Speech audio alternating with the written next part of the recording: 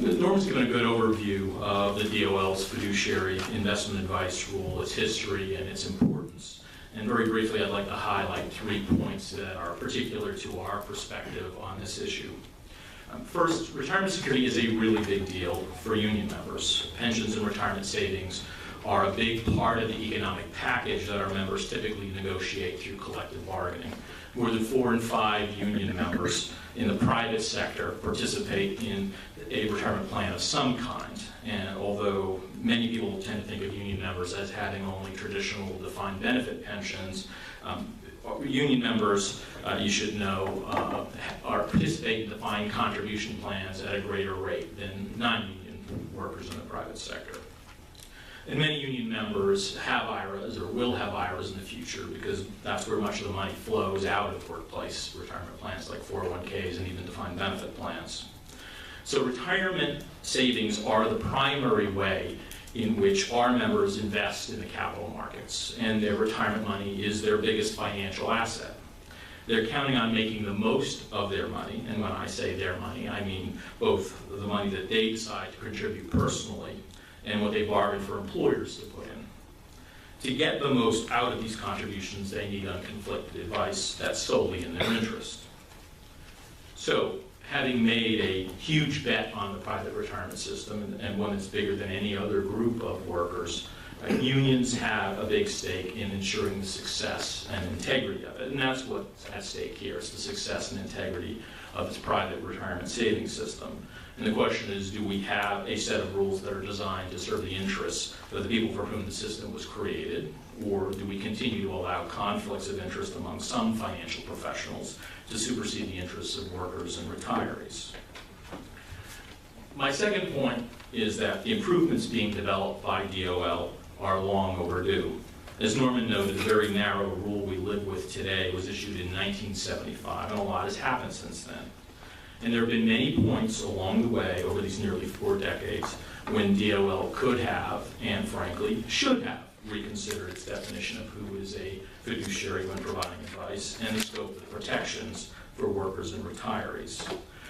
DOL could have done this when Section 401k was enacted in 1978. It could have done it when defined contribution plans overtook defined benefit plans as the primary way in which people are earning their retirement benefits. It could have done it when IRA assets hit the $500 billion mark, the $1 trillion mark, the $2 trillion mark, the $3 trillion mark.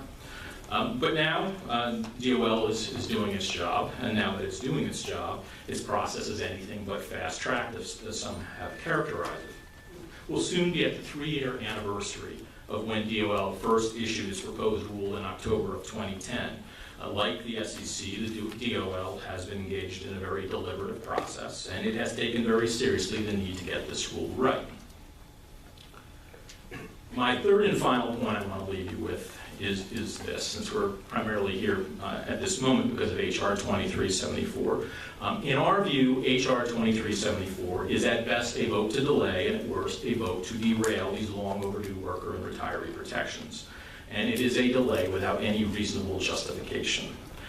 H.R. 2374 imposes extraordinary requirements and conditions on DOL and the SEC to do their jobs. Remember, it overrides the Department of Labor's nearly 39-year-old clear statutory authority to protect retirement savers.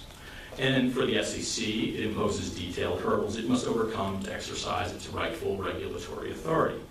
And even if the SEC can clear those hurdles, H.R. 2374 lays the groundwork for legal challenges by the companies that have been determined to stop any action on these issues. And let me be very clear about what we believe is an erroneous assertion that this bill is needed to ensure coordination between DOL and the SEC. There is no reason to believe that DOL and the SEC are not talking to each other, that they are not cooperating, or that they will issue conflicting rules. In fact, there is every reason to believe that they have been and are continuing to work together. For example, in May, SEC Chair Mary Jo White told the House panel that the Commission's staff has been in very close contact and frequent contact with the staff at DOL.